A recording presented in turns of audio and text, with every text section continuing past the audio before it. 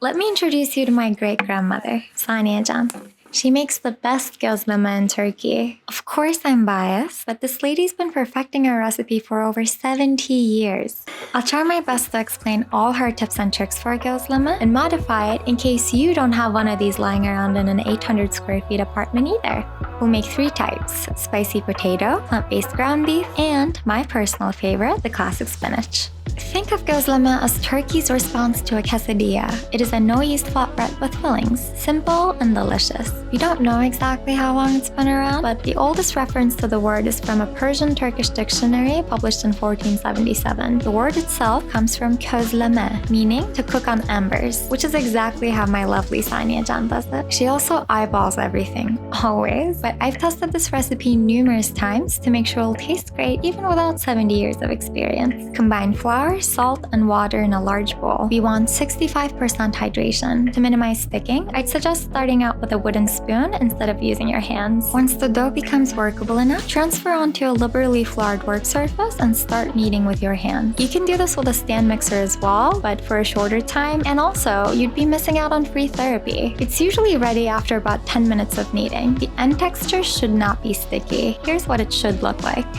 I also tested this using olive oil because it was the most popular recipe of gozleme on the internet and people seemed to love it. I found that while the dough was much easier to work with, the result was predictably softer and didn't come out as crispy, which was surprising. So I recommend skipping the oil, but as always, up to you. Either way, when you're done kneading, cover the dough with a linen and rest for 20 to 30 minutes. Even though our dough isn't leavened, this is essential for the gluten to relax a bit and it'll make rolling out so much easier. This is the perfect time to get our fillings ready. If you ever spot a gozleme stand out in the wild, chances are their most popular offering is spinach and feta. It's the most common one in Turkey as well. I like to use frozen spinach because just like our filo börek recipe, it makes it very easy to get rid of the water. Freezing then thawing breaks down cell walls and this lets you incorporate more greens. Thaw the spinach, season with a bit of salt, and squeeze out some of its water. On the other hand, Saniyecan always uses fresh chopped greens, so you certainly could do that as well. I just found that when you're making a smaller sized gozleme on a skillet and not on a sac, most of the fresh spinach doesn't really get a chance to cook through. You could also add leeks or scallions at this point like she does. Now crumble up vegan feta and mix into the spinach. Alright, filling number 1 is done. Another classic is mince and onion. I had vegan mince, but you could certainly use a mixture of lentil and walnuts to substitute as well. Just heat up some olive oil, add the onion, season with salt, and cook it down a bit. Then add the mince and cook for another 5 minutes or so. I like to use this one along with a plant-based mozzarella. This is definitely the richest gozleme filling we're making today. Okay, spicy potato. This is my husband's favorite and for good reason. When boiling any root veg, make sure to always start out with cold water. This will ensure that the outside doesn't get mushy before the inside has a chance to cook. Place the potatoes in cold water and boil. Set aside, chop the scallions, and now we'll make a spice mix. We're adding salt, pul biber, also known as Aleppo pepper, paprika, and cayenne. It's quite spicy, but I love it that way. Feel free to modify to suit your palate. If you don't have any Aleppo pepper, regular chili flakes will do as well. Although they taste amazing, you're definitely not limited to these 3 filling options at all. Try eggplant, mushrooms, beets, kale, or stinging nettle. Some people even treat it like crepes and put chocolate sauce and fruit sauce fillings. It sounds so wrong, but I'm sure it's delicious. Now we'll prepare our work surface to roll out the dough. Make sure this area is large enough. I'd say have at least 2 to 3 feet to work with on each side, and sprinkle liberally with flour to prevent sticking. Transfer the dough onto the surface and cut it into 8 pieces. Each ball will weigh about 80 grams.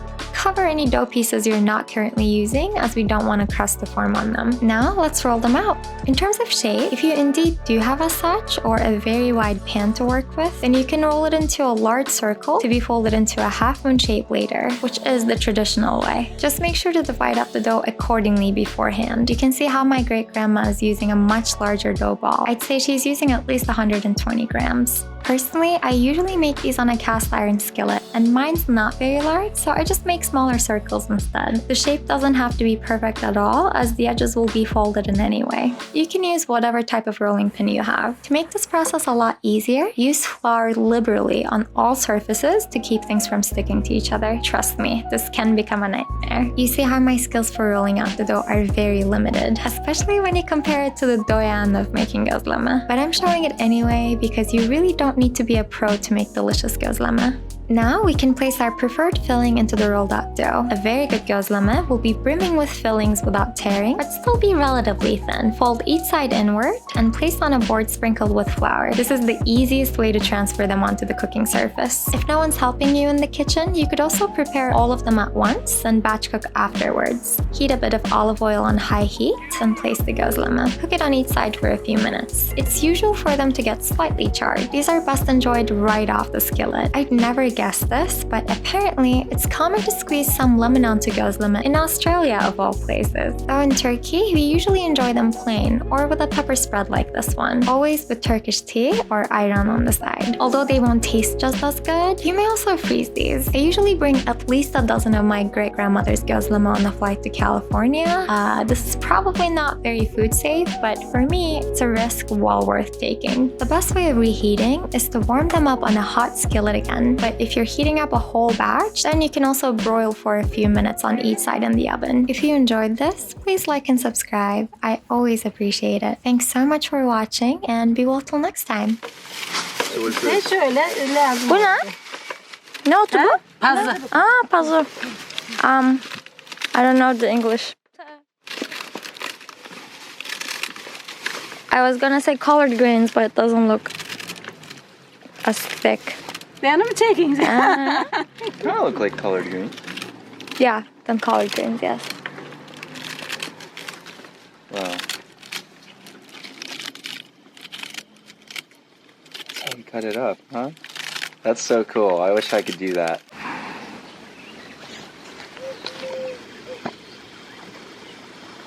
Çok sert bir geçiş oluyor.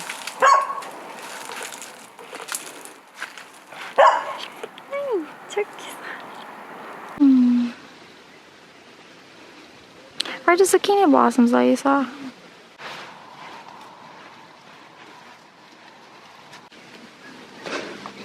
Oh, they're there. Hello, zucchini blossom.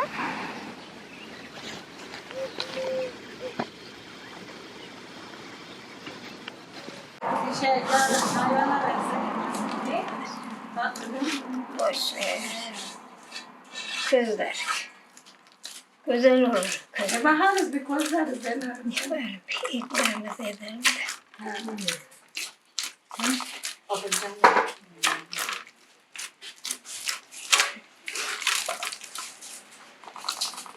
Evden gelen öğün olmaz demiş şu vaktinde.